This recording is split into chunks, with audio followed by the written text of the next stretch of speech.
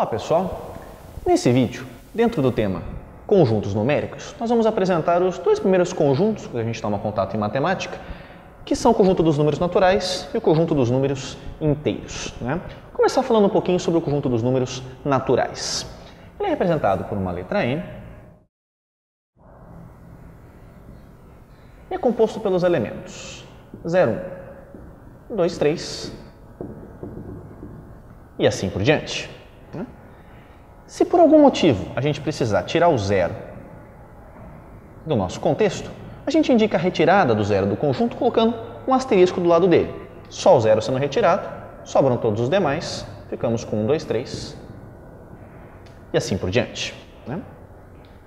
Agora, num segundo momento, dentro da matemática a gente acaba introduzindo um conjunto um pouco mais amplo em cima do conjunto dos números naturais, que é o conjunto dos números inteiros, representado por uma letra Z, e é composto por todos os números naturais, e a cada natural não nulo é agregado o seu oposto. No caso, então, além do zero, colocamos o 1 e o seu oposto, menos 1. O 2 vai ter o seu oposto, menos 2. E assim por diante. Assim como fizemos no caso dos conjuntos naturais, para indicar a retirada do zero, a gente coloca um asterisco, e aí temos o conjunto dos inteiros não nulos. 1 menos 1, 2 menos 2 e assim por diante. Dentro do conjunto dos números inteiros, nós vamos destacar alguns subconjuntos que são particularmente importantes e que ganham uma notação específica para eles.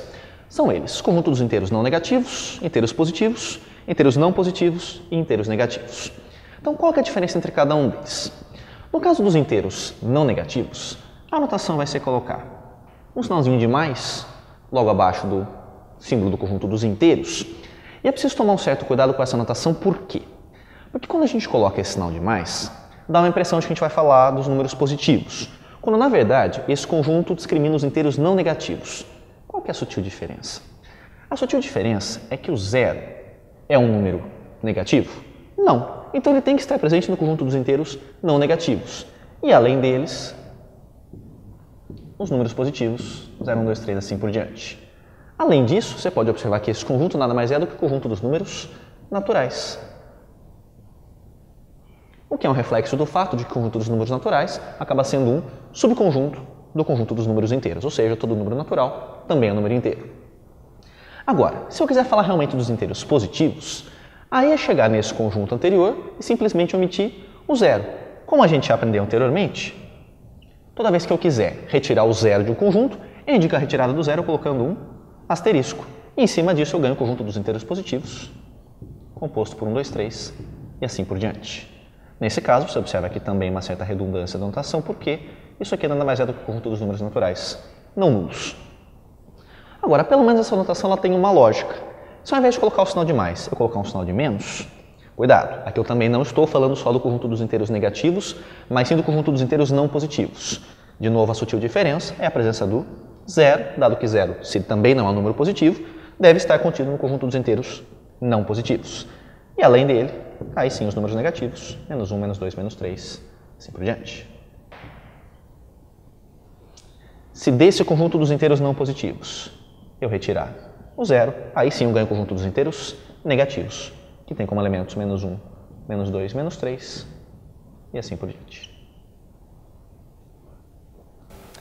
Já aproveitando também, pessoal, esse nosso primeiro contato com os conjuntos numéricos, vamos apresentar aqui uma notação bem simplesinha para falar quando é que o elemento está ou não dentro de um conjunto, que é o símbolo de pertinência. Então, ele é representado por essa letra E meio curvada. Ele me permite dizer que, por exemplo, o 2 é um elemento do conjunto dos números naturais, ou seja, que o 2 pertence ao conjunto dos naturais.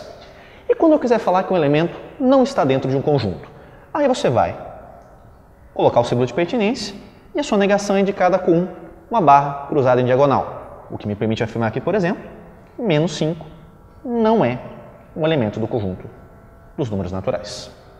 Tudo bem, pessoal? Aquele abraço e até o próximo vídeo.